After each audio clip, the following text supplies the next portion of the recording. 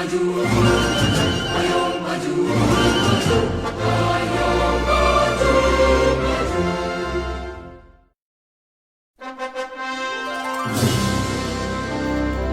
Selamat pagi anak-anak, bertemu lagi dengan Ibu dalam pembelajaran bahasa Indonesia. Hari ini kita melanjutkan materi kita yang minggu kemarin tentang cerita sejarah. Pada hari ini kita masuk di bagian tahap-tahap menulis teks sejarah. Tahap-tahap menulis teks sejarah itu dibagi menjadi 4 tahap. Yang pertama, tahap penggalian dan pengumpulan informasi dan fakta sejarah. Yang kedua, itu adalah tahap verifikasi atau tahap pengujian sumber data.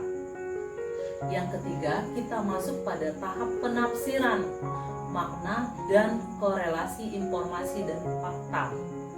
Pada bagian keempat, kita masuk pada bagian penulisan sejarah atau historiografi. Tahap-tahap pra-penulisan, tahap-tahap penulisan, dan pasca penulisan sejarah. Bagaimana cara kita dapat melihat isi teks sejarah? Nah, bagaimana caranya? Ada 4 caranya. Yang pertama itu adalah isi teks sejarah dapat dilihat 1. Asal-usul suatu peristiwa. Kedua, kejadian fakta benar-benar terjadi di masa lampau. Ketiga, mengandung ilmu sejarah. Keempat, memberi pengetahuan tentang suatu peristiwa dan kejadian yang terjadi pada masa lampau. Kita masuk pada bagian ciri-ciri cerita sejarah. Ciri-ciri cerita sejarah dibagi menjadi 4. Yang pertama itu disajikan secara kronologis. Yang kedua cerita ulang.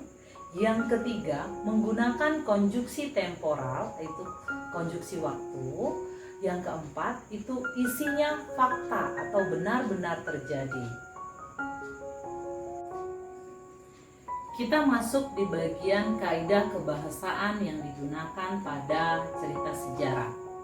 Ini adalah 1. Pronomina atau kata ganti. Kata ganti ini dibagi menjadi 5. Kata ganti orang pertama, contohnya aku, saya, kami, kita, dia. Kedua, kata ganti kepemilikan. Contohnya bukunya, buku kamu, bukuku. Kata ganti ketiga adalah kata ganti penghubung. Contohnya yang, tempat, waktu. Kata ganti keempat adalah kata ganti